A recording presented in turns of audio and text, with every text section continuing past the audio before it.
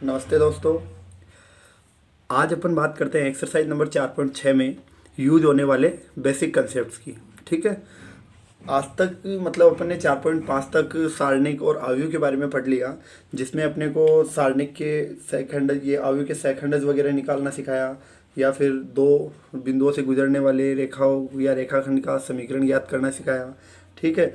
आव्यूह का जैसे अपने को इन्वर्स निकालना सिखाया। ये सब अपन ने पीछे की एक्सरसाइज में बात की थी। लेकिन अब एक्सरसाइज नंबर 4.6 में उसका जो एक्चुअल रोल है वो ये है कि सारणिक और आव्यूह जो है उसका एक्चुअल में उपयोग कहाँ करेंगे अपन। याद हो तो आपके पास में क्लास 10th में आप पढ़ते थे, जैसे आपके पास में ग्राफ दी जाती थी तो आपको ग्राफ में भी दो समीकरण देते थे और दोनों समीकरण में दो अल्फ़ाबेट होते थे। ठीक है। या फिर उन्हीं दो समीकरण को अपन दो विधियों से तीन विधियों से हल करते थे, जैसे प्रतिस्थापन थी, वज्रगुणन थी, विलोपन विधि थी, तीनों से भी हल करते थे अपन। तो देखो वहाँ पे अपने पास विधियाँ थी, वहाँ पे यहाँ पे अपने पास में क्लास 12 के अकॉर्डिंग उसी दोनों समीकरण को अपन इसके द्वारा निकाल सकते हैं उसका मान। या फिर चाहे तीन चर वाली हो तो आपको पता है कि कोई भी समीकरण में या फिर कोई भी क्वेश्चन में जितने चर वाली समीकरण देता है, मतलब जितने अल्फ़ाबेट वाली समीकरण देता है, जैसे एक समीकरण में आपके पास दो अल्फ़ाबेट हो गए तो उतनी समीकरण देना अपने को जरूरी है। ये आपको भी पता है अच्छे से। ठीक है। तो देखिए अब इस एक्सरसाइज में अपन बात करेंगे किसके, सारणिक और आव्यूह के अनुप्रयोग की। ठीक है। अब इन दोनों के अनुप्रयोग के बारे में सबसे पहले ध्यान ये रखना है कि दो या तीन चर पद वाली रैखिक समीकरणों के हल ज्ञात करने में इसका उपयोग किया जाता है।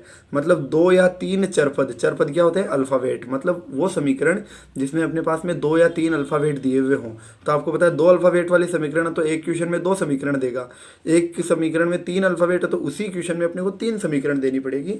तो उसके अकॉर्डिंग क्या करेंगे अपन, सारणिक तथा आव्यूह के अनुसार उसका मान निकालेंगे। ठीक है। अब सुनिए, उसमें देखो स्थितियां अलग अलग है। यदि हल का अस्तित्व है तो वो संगत होता है। अब आपको भी पता है आपका मार्केट में यदि अस्तित्व है, मार्केट में आप बैठते हो, मार्केट में दो लोगों में आपकी जान पहचान है तो आप उनके संगत हो। उनके संगत होने का मतलब आप उनकी बातें भी सुनते हो। ठीक है। फिर यदि किसी भी हल का अस्तित्व न हो, हल का अस्तित्व ही नहीं है तो आप क्या हो जाओगे, वहाँ के लिए असंगत हो जाओगे। ठीक है। तो देखिए पहला पॉइंट अपन पढ़ेंगे इसमें, वो पढ़ेंगे कि आव्यूह के व्युत्क्रम द्वारा रैखिक समीकरणों के अपन क्या निकालेंगे, मान निकालेंगे। अब एक यहाँ पे नाम है रैखिक समीकरण निकाय। ये निकाय क्या है सर? अब एक चीज़ बताइए, आपने जैसे केमिस्ट्री में पढ़ा होगा विलगित निकाय, बंध निकाय। ठीक है। तो देखिए वहाँ पे आप क्या समझते थे कि सर निकाय एक परिसर होता है, आपको पता है। तो सर इसमें भी वो निकाय उस परिसर से ही रिलेट करना है। मतलब निकाय है तो परिसर में आपको पता है एक व्यक्ति तो रहता नहीं है, अनेक व्यक्ति बैठ सकते हैं परिसर में। तो देखो निकाय में भी क्या होता है, एक समीकरण नहीं होगी, एक से ज़्यादा होगी। जैसे दो समीकरण हो गई, तीन समीकरण हो गई, मैंने ले लिया तीन वाले पे। ठीक है। तो देखो तीन अल्फ़ाबेट वाले समीकरण है मेरे पास, A1x B1y C1 और इक्वल में D1। ये पहली समीकरण हो गई। इसी को A2 B2 C2 और D2, A3 B3 C3 D3 और साथ में XYZ आपको बताइए। देखो XYZ कितने चर पद आए, कितने अल्फ़ाबेट आए, तीन। तीन अल्फ़ाबेट आ गए तो एक क्वेश्चन में कितने समीकरण देगा आपको, तीन। अब सुनिए, अब इसका अपन मान निकालेंगे, वो निकालेंगे बेटा आव्यूह सिद्धांत से। कौन से सिद्धांत से? आव्यूह सिद्धांत से या फिर आव्यूह विधि से। ठीक है। अब क्या होता था कि जब आपका सिलेबस चेंज नहीं हुआ था तब इसी समीकरण के मान आप दो तरीके से निकालते थे, एक आव्यूह सिद्धांत से और एक क्रेमर नियम से। ठीक है। क्रेमर नियम आपके हट गया था जब सिलेबस चेंज हुआ था तब, और अब आपके ओनली फॉर आव्यूह सिद्धांत विधि बची है, जिसमें आपके पास में देखिए आपको क्या क्या करना है। आव्यूह सिद्धांत वैसे होता है आपके पास में, आव्यूह सिद्धांत की फॉर्मूले को अपन डिस्कस करते हो तो होता है AX इक्वल B या फिर x बराबर A इनवर्स B। आपको पता है ये इसके बट्टे में आएगा तो B अपॉन A हो जाएगा। A को ऊपर लोगे तो A नीचे पावर 1 है, ऊपर जाएगी किसकी हो जाएगी, -1। तो इससे ये फॉर्मूला बना सकते हो इजीली। ठीक है। अब बात करते हैं सर A क्या होगा। अब सुनो, अब एक बात बताओ, x है तो ये तो x तो अल्फ़ाबेट से रिलेटेड ही आएगा। तो अल्फ़ाबेट कितने आपके पास, जैसे इसमें तीन अल्फ़ाबेट थे। ठीक है। तो इस x में तो कितने अल्फ़ाबेट आ जाएंगे, तीन। X Y Z तीनों एक ही क्रम में आएंगे। ठीक है। अब B में क्या आएगा, B में आएगा जो बराबर में आपको चीज़ें दी हुई रहेगी D1 D2 D3। अब सर बच गया ए तो बताना ही चाहिए था सर, सबसे पहले यही बताना चाहिए था। तो इन दो का पता चल गया तो ए ऑटोमेटिक आ गया, क्योंकि आपको देखो कितनी चीज़ें देता है, 3 चीज़ें देता है। एक तो अल्फ़ाबेट देता है, ठीक है, एक डी का मान देता है, एक A1 B1 C1 A2 B2 C2 A3 B3 C3 देता है। तो ध्यान रखो ए है, उस ए में तो अपने पास A1 B1 C1 A2 B2 C2 A3 B3 C3 आएगा, और एक्स में क्या आएगा, अल्फ़ाबेट आएंगे, जो जितने अल्फ़ाबेट है। अब सुनो, 2 अल्फ़ाबेट होते हैं तो एक्स और वाई आता है, यहाँ भी 2 ही पंक्ति और 2 ही स्तंभ बनेंगे। अब बी में ये D1 और D2 आएगा, उसमें किसमें, जिसमें 2 ही अल्फ़ाबेट होते हैं, ठीक है। जैसे अवयव सिद्धांत मैंने आपको बताया था, ए एक्स बराबर क्या होता है, बी। अब ए आपको ये भी पता है कि ए अवयव किससे बनता है, जो संख्याएं होती है एक्स वाई जेड के पास में, उनसे बनता है। जैसे A1 B1 C1 A2 B2 C2 A3 B3 C3, है ना। अब एक्स क्या है, खुद अल्फ़ाबेट है, आपको पता है। तो ये भी तो, अब आप बोलोगे सर ए और बी भी तो अल्फ़ाबेट है, लेकिन इनको अपन संख्याएं मान लेंगे एक बार के लिए। तो एक्स अल्फ़ाबेट की श्रेणी में आएगा, तो क्या हो जाएगा, एक्स वाई और जेड। क्यों, क्योंकि तीन अल्फ़ाबेट वाली समीकरण है, तो तीनों अल्फ़ाबेट को अपन इसमें सेट कर देंगे। अब बी किससे बनता है, जो इक्वल के राइट साइड में जो पोर्शन होता है उन संख्याओं से क्या बनाएंगे अपन, बी, और वो होता है D1 D2 D3। ये अपना अवयव सिद्धांत के बारे में बताता है। अब सुनिए, अब एक बात बताओ, यदि आप अवयव सिद्धांत को आगे और देखना चाहो तो क्या आपके पास में ये है कि A इनवर्स बी जो किसके बराबर है, एक्स के बराबर है। मतलब यहाँ आपको एक चीज़ की ज़रूरत है, किसकी, ए इनवर्स की। और सर 4.5 में अपन ए इनवर्स निकाल के आए हैं, तो सबसे पहले उस ए इनवर्स को निकालने से पहले अपन ने उसके सारणिक का मान निकाल के पता किया है। अब यदि सारणिक का मान अपने पास में क्या आता है, 0 आता है, क्या आता है, 0 आता है, तो वो अव्युत्क्रमणीय होता है। और यदि नॉट इक्वल 0 आता है तो वो क्या होता है, व्युत्क्रमणीय होता है। मतलब अव्युत्क्रमणीय कब होगा, जब 0 आएगा। व्युत्क्रमणीय कब होगा, जब नॉट इक्वल 0 आएगा। क्यों, यदि कोई मान आता है तभी व्युत्क्रमणीय निकालना पॉसिबल है। व्युत्क्रमणीय मतलब इन्वर्स निकालना पॉसिबल है। अब सुनिए, देखो, यदि अवयव ए एक व्युत्क्रमणीय अवयव है, क्या है, व्युत्क्रमणीय अवयव है, तो इसके व्युत्क्रम का अस्तित्व है। और बताओ व्युत्क्रमणीय अवयव कब होता है, जब ए के सारणिक का मान क्या नहीं आता है, 0 नहीं आता है, नॉट इक्वल 0 होता है, ठीक है। तो देखो, यदि आपको ही पता है कि यदि इसमें ए इनवर्स निकल सकता है, तो ये आप अवयव सिद्धांत लगाओगे या नहीं लगाओगे, बिल्कुल लगाएंगे सर। क्योंकि देखो, यदि अवयव ए एक व्युत्क्रमणीय अवयव है तो इसके व्युत्क्रम का अस्तित्व है। अपने को भी पता है कि व्युत्क्रमणीय होगा तभी इसका व्युत्क्रम निकाल सकते हैं, अस्तित्व तभी होगा। तो अर्थात ए एक्स बराबर बी या एक्स बराबर ए इनवर्स बी, जिसको अपन क्या कहेंगे, अवयव विधि या अवयव सिद्धांत कहेंगे, ठीक है। क्रेमर नियम आपके हट ही चुका है, आपको पता है। अब सुनिए, इसमें क्या होता है कि जैसे आपको यहाँ पे एक्स और वाई जेड इनका मान प्राप्त हो जाता है। अब यहाँ से क्या होता है, जैसे आपके पास में, मैं सपोज करो आप कि जैसे अभी मैं आपको एक एग्जाम्पल देके बताऊँ। देखिए, जैसे आपके पास में ये आ गया एक्स वाई जेड, करेक्ट, इसके बराबर। अब आपको पता है कि ये बराबर वाले अवयव, जैसे इसमें ये 3 गुणा 1 का है, क्यों, 3 पंक्ति है 1 स्तंभ है, तो इधर भी 3 गुणा 1 का ही होगा। जैसे मैं बोलूँ 2 माइनस का 3 और 5। अब आप कंपैरिजन करो, एक्स बराबर कितना हो गया 2, वाई बराबर कितना हो गया -3, जेड बराबर कितना हो गया 5। कितने कितने मान आए, तीनों के एक एक मान आ रहे हैं, एक एक मान आ रहे हैं। तो आपको भी पता है आप मार्केट में अकेले हो, ना ही आपके जैसा कोई और है ना। तो आप अकेले हो, तो आप मार्केट में क्या हो, अद्वितीय हो। अद्वितीय हो मतलब आपके जैसा दूसरा नहीं है। या फिर आप क्या बोल सकते हो, आप मार्केट में यूनिक हो। क्या हो, यूनिक हो। यूनिक होने का मतलब है, अद्वितीय होने का मतलब है आपके जैसा दूसरा नहीं है। मतलब एक एक मान ही प्राप्त होगा। आप अकेले हो तो मान भी एक एक ही आएंगे, ठीक है। तो अब देखो, आपको क्या पता चला यहाँ से कि ए एक्स बराबर बी या एक्स बराबर ए इनवर्स बी आप अप्लाई करते हो तो आपको समीकरण निकाय का कैसा हल प्राप्त होता है, अद्वितीय हल प्राप्त होता है। अद्वितीय हल का मतलब है एक्स वाई जेड के कितने कितने मान आते हैं, एक एक मान आते हैं, उसमें कोई अलग संभावनाएं नहीं है। लेकिन देखिए, एक यदि कंसेप्ट, एक चीज़ बताओ, यदि इसमें आपके पास में जो ये तो नॉट इक्वल 0 आने पे ये काम करोगे कि अवयव सिद्धांत लगा दिया। सर क्या हम इक्वल में 0 आ जाए तब क्या करें, क्यों, क्योंकि इक्वल में 0 आ रहा है।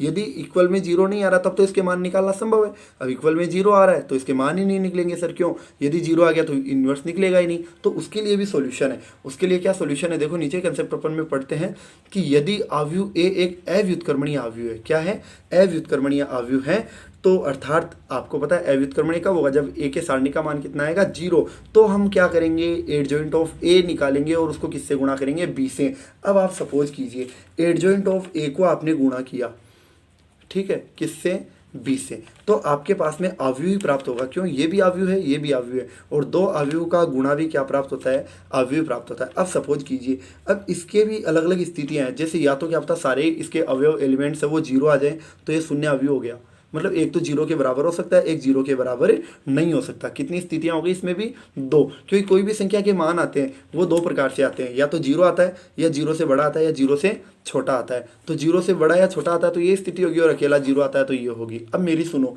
अब इसमें क्या होगा कि यदि आपको पता ही है कि यदि ए सारणी का मान यदि जीरो आ जाता है तो हम क्या ज्ञात करेंगे? एडजॉइंट ऑफ ए को किससे गुणा करके? बी से अपन ज्ञात कर लेंगे। और देखो निम्न स्थिति प्राप्त होती है आपको। क्या स्थिति प्राप्त होगी? पहली, यदि एडजॉइंट ऑफ ए को हम बी से गुणा करवाएंगे तो नॉट इक्वल ओ आए या फिर जीरो आए, मतलब शून्य आव्यूह ना आए। इसके ब्रैकेट में आप लिख सकते हो क्या?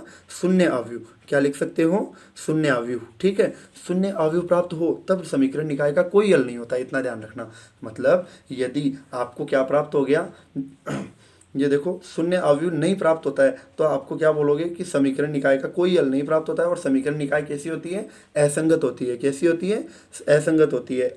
अब यदि इसके मान क्या प्राप्त हो जाए, फिर से आपको देखो, इसमें स्थिति थी कि जीरो के बराबर नहीं है, तो आप क्या बोलोगे? समीकरण निकाय का कोई हल नहीं होता है। और होगा कैसा? वो असंगत होगा, क्योंकि मान ही नहीं आएंगे।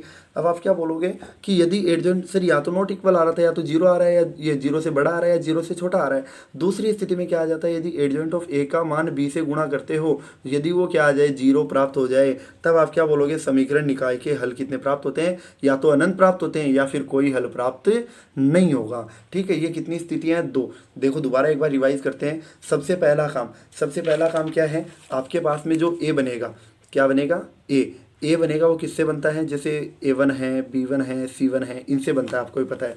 ठीक है, अब बात करोगे, पहले इसके सारणी का मान निकालोगे। यदि इसके सारणी का मान जीरो नहीं आता है तब तो आप क्या लगाओगे? AX बराबर B लगाओगे। आव्यूह सिद्धांत की इसमें पालना करवाएंगे। लेकिन यदि ये जीरो नहीं आता है, ये तो तभी है, क्यों? क्योंकि सर इसी अक्ष को हम बोल सकते हैं A इनवर्स और B। ये इधर चला जाएगा, बट्टे में आएगा, बट्टे से ऊपर जाएगा तो इनवर्स बनेगा, A इनवर्स B हो गया। ये आप बना सकते हो उसको ऐसे। अब ये तो अक्ष बराबर A इनवर्स B आ गया सर। लेकिन एक चीज़ बताइए हमें, क्या बताइए कि सर जैसे हम एक बात बताओ, ये तो नॉट इक्वल जीरो आने पे हुआ। यदि हमारे पास ए का मान क्या आ जाए? जीरो आ जाए, तब क्या करें? तब आपको डायरेक्ट क्या निकालना है? एडजॉइंट ऑफ ए, और उसको किससे गुणा करना है? बी से। अब इसकी भी दो स्थितियां हो गई।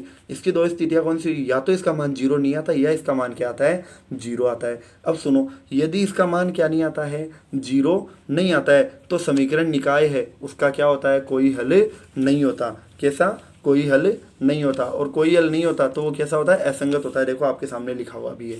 ठीक है, और यदि इसका मान क्या आ जाए? जीरो आ जाए, तो इसकी दो स्थितियां, या तो कोई हल नहीं होगा, या फिर इसके बहुत सारे हल होंगे। ठीक है, ये इसके बेसिक कंसेप्ट के बारे में अपन ने डिस्कस कर लिए बेटा। अब अपन क्वेश्चन नंबर 1 की बात करते हैं इसी के साथ साथ, ताकि आपको इसके एक दो क्वेश्चन का भी अनुमान लग जाए कि कैसे इसके क्वेश्चन को सोल्व करना है। तो देखिए, एक्सरसाइज नंबर 4.6 का क्वेश्चन नंबर 1 से 6 तक आपको क्या करना है? दी गई समीकरण निकाय, जिसका आपको पता लगाना है कि संगत है या असंगत है, उसके रूप में आपको वर्गीकृत करना है। अब मेरी सुनिए, अब मैंने आपको क्या बताया था कि जैसे देखो, ये पहली समीकरण है, ये दूसरी समीकरण है, तो ये तो क्या आएगा? A1x B1y।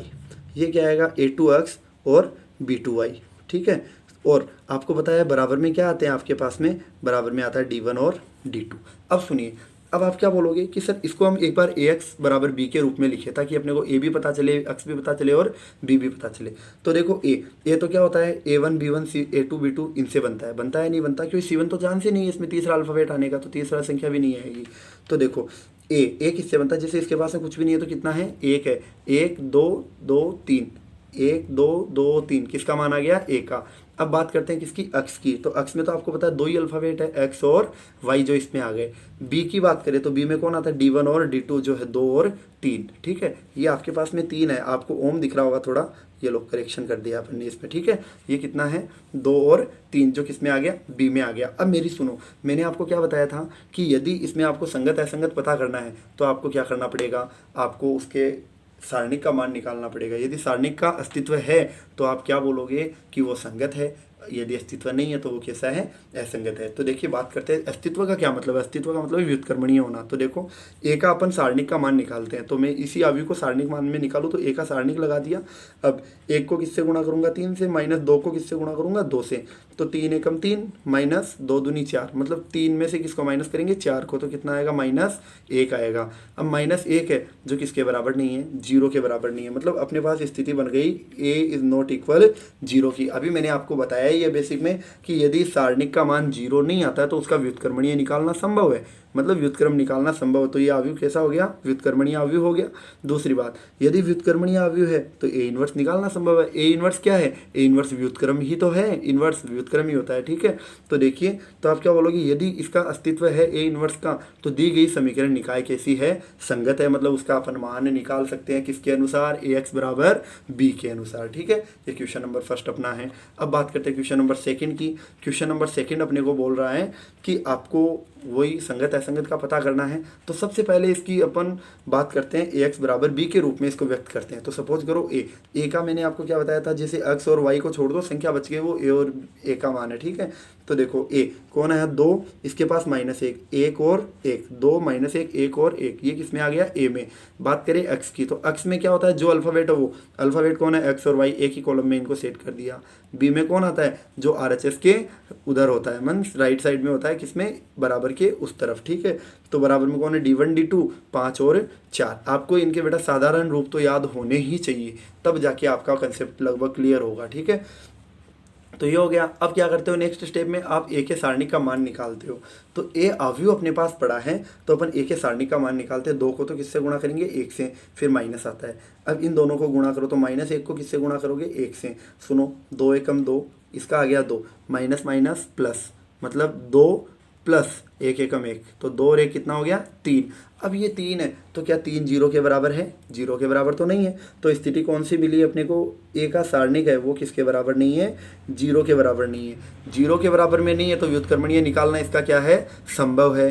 व्युत्क्रमणीय निकालना संभव है, तो ये अवयव भी कैसा हो गया, व्युत्क्रमणीय हो गया। मतलब अवयव ए कैसा है, व्युत्क्रमणीय है, इसलिए ए इनवर्स का अस्तित्व अपने पास में है। अब एक बात बताओ, अस्तित्व है तो आप क्या बोलोगे कि सर ए एक्स बराबर बी लगा सकते हैं, या एक्स बराबर ए इनवर्स बी लगा के अपन मान निकाल सकते हैं। और जो मान देता है वो कैसा होता है, अपना संगत निकाय होता है। कैसा होता है, संगत निकाय। अब क्वेश्चन नंबर 1 के बारे में बात कर ली, क्वेश्चन नंबर 2 के बारे में बात कर ली। अब लाते हैं अपन क्वेश्चन नंबर 3। देखिए क्वेश्चन नंबर 3। अब आपको मैंने एक चीज बताई थी कि यदि आप ए एक्स बराबर बी के रूप में इसको लिखते हो तो आपको किसका मान प्राप्त होता है, ए का, एक्स का और बी का। उसके बाद क्या करते हो, आप ए के सारणिक का मान निकालते हो। अब ए के सारणिक के मान की स्थितियां कितनी हो गई, 2 स्थितियां हो गई, या तो 0 आता है या 0 के बराबर नहीं आता, या 0 आता है। अभी तक हमने क्वेश्चन कर लिया कौन सा, 0 के बराबर नहीं है। सपोज कीजिए यदि 0 के बराबर आ जाए, मतलब स्थिति हो जाए ऐसी कि ए के सारणिक का मान 0 आ जाए, तब मैंने आपको क्या कहा था, इस स्थिति में अपन क्या निकालते हैं, एडजॉइंट ऑफ ए निकालते हैं और उसको किससे गुणा करते हैं, बी से। यदि इनसे प्राप्त अवयव भी शून्य अवयव आता है तो अपने पास में या तो कोई हल नहीं होता है या बहुत सारे हल होते हैं, या शून्य अवयव नहीं आता है तो उसके कितने हल होते हैं, कोई हल नहीं होते हैं, ठीक है। अपन बात करते हैं अभी। देखिए तो देखो अपने को क्वेश्चन नंबर 3 में दोनों समीकरण दे ही रखी है, उसको अपन किसके रूप में लिखेंगे, ए एक्स बराबर बी के रूप में लिखने पर। तो बताओ ए आपको मैंने कहा था ना, अल्फाबेट को छोड़ दो, संख्याएं बन गई वो ए से बनती है, जैसे 1 2 3 6 ये ए में आ गई। एक्स में कौन कौन आते हैं अल्फाबेट, जैसे एक्स और वाई। बी में कौन आता है, D1 और D2, जैसे 5 और 8। अब अपन क्या करते हैं, ए के सारणिक का मान निकालते हैं, क्योंकि वो स्थिति अपने को ए का सारणिक ही क्लियर करती है। तो ए का सारणिक कैसे निकालोगे, 1 गुणा 6 माइनस 3 गुणा 2। सर 6 एकम 6, 3 दूनी 6, 6 माइनस 6 कितना आ गया सर, 0 आ गया। सर ये तो मामला गड़बड़ हो गया, क्योंकि ए के सारणी का मान 0 आ गया। अब ए का सारणी का मान 0 नहीं आता है, मतलब नॉट इक्वल 0 आता है, तब तो उसका व्युत्क्रम निकालना पॉसिबल है। वो अवयव कैसा होता है, व्युत्क्रमणीय अवयव होता है। लेकिन अब यदि 0 आ गया तो अव्युत्क्रमणीय है, और अव्युत्क्रमणीय अवयव है तो इसका ए इनवर्स का अस्तित्व नहीं है। अस्तित्व नहीं है तो आप क्या करते हो, यदि सर ए का सारणी का मान 0 आता है तो अपन किसका मान निकालते हैं, एडजॉइंट ऑफ ए को किससे गुणा करते हैं, बी से। तो अब अपने को जरूरत है किसकी, एडजॉइंट ऑफ ए की। अब एक बात बताओ मेरे को, जैसे मैं इस ए से एडजॉइंट ऑफ ए बनाऊंगा, एडजॉइंट ऑफ ए आपने निकालना अच्छे से सीखा है, एक्सरसाइज नंबर 4.5 पे भी आपने सीखा है कैसे। ए 1 1 है, 1 2 है, 2 1 है, 2 2 है, तो इसका ट्रांसपोज अपन निकाल लेंगे। तो 1 1 के लिए आप क्या करोगे, एक के पास गए, इसको छोड़ दो, बच गया 6 आ गया। अब बात करते हैं किसकी, 1 2 की। 1 2 ये रहा, तो इस पंक्ति को छोड़ो, इस सिस्टम को छोड़ो, बच गया 2, जो किसका आ गया, माइनस का। बात करें 2 1 की, तो 2 ये इधर से 2 इधर से 1, तो बच गया कौन, 3। अब 2 और 1 क्या होता है, 3 होता है, तो माइनस देगा साथ में, ठीक है। 2 आ गया। देखिए अब आप क्या बोलोगे, अब आपके पास में जैसे कि आपको मिल गया क्या, जैसे आपके पास में 2 2 की बात करें तो 2 2 क्या आएगा, 1 आ जाएगा, और 1 के साथ क्या लगा दोगे आप, प्लस। ठीक है, ये आपने क्या कर दिया, अभी तक इसका एडजॉइंट ऑफ ए निकाल लिया। अब आप क्या करते हो, इसका ट्रांसपोज निकालोगे तो पंक्ति को किसको स्तंभ में, स्तंभ ये दूसरी पंक्ति को दूसरे स्तंभ में। ठीक है, अब अपन क्या करेंगे, इसका ट्रांसपोज निकाल लिए। देखिए ट्रांसपोज अपन ने निकाल ही लिया। अब ट्रांसपोज निकालने के बाद में अपन क्या करेंगे, एडजॉइंट ऑफ ए जो मिल गया अपने को उसको बी से गुणा कर देंगे। ये एडजॉइंट ऑफ ए है, ये बी है। अब 6 को किससे गुणा करोगे, पहले एक बात बताओ इसका क्रम कितना है। अपने जो एडजॉइंट ऑफ ए आया है ना, उसका क्रम कितना है अपने पास में, ये 2 पंक्तियां हैं और आपके पास में 2 स्तंभ है। ये तो हो गया इसका, इसकी कितनी पंक्तियां हैं, 2, और स्तंभ कितना है, 1। आपको पता है जब अवयव को गुणा करते हो तो इसमें स्तंभों की संख्या, इसमें पंक्तियों की संख्या क्या होनी चाहिए, बराबर। तब आपके पास में ये नया अवयव प्राप्त होता है, वो होता है 2 गुणा 1 का, है ना। तो 2 गुणा 1 का प्राप्त होता है, मतलब कितने, 2 पंक्तियां और 1 स्तंभ आपको प्राप्त हो जाएगा नए अवयव में। तो देखो बात करते हैं किसकी, 6 को गुणा किया किससे, 5 से, कितना आ गया 30। फिर -3 को 8 से गुणा किया -24। अब -2 को 5 से गुणा किया -10। 1 को 8 से गुणा किया तो 2, ये 8 हो गया। ठीक है, अब करो इसको गुणा, ये कैलकुलेशन करो। 30 में से 24 गए तो कितने बचे, 6। अब 10 में से 8 गए तो कितने बचे, 2। बड़ा माइनस का था तो उत्तर भी किसका आ गया, माइनस का। सर रिजल्ट आना क्या चाहिए था, एडजॉइंट ऑफ ए को बी से गुणा करने पर 0 0 आने चाहिए, मतलब क्या आना चाहिए था, शून्य अवयव आना चाहिए था। अब शून्य अवयव आया नहीं, तो शून्य अवयव नहीं आया था तो बेसिक में अब मैंने आपको क्या बताया था कि यदि शून्य अवयव नहीं है तो दी गई समीकरण निकाय का कोई हल नहीं होगा, और हल ही नहीं है तो कैसा होगा, फिर असंगत होगा। ठीक है, इस वीडियो लेक्चर में बेटा अपन ने बेसिक कंसेप्ट के साथ साथ में क्वेश्चन नंबर 1, 2, 3 की बात कर ली है। अब नेक्स्ट वीडियो में अपन क्वेश्चन नंबर 4 से स्टार्ट करेंगे और आगे के क्वेश्चंस के बारे में बात करेंगे। ठीक है, जल्द ही आपको नेक्स्ट क्वेश्चंस वाली वीडियो भी मिल जाएगी। ठीक है, वीडियो के लास्ट एंड तक बने रहने के लिए आप सभी का बहुत बहुत धन्यवाद। वीडियो को लाइक नहीं किया है तो लाइक कीजिए और अपने चैनल को सब्सक्राइब भी कीजिए और वीडियो को अधिक से अधिक संख्या में शेयर कीजिए। ठीक है, थैंक यू।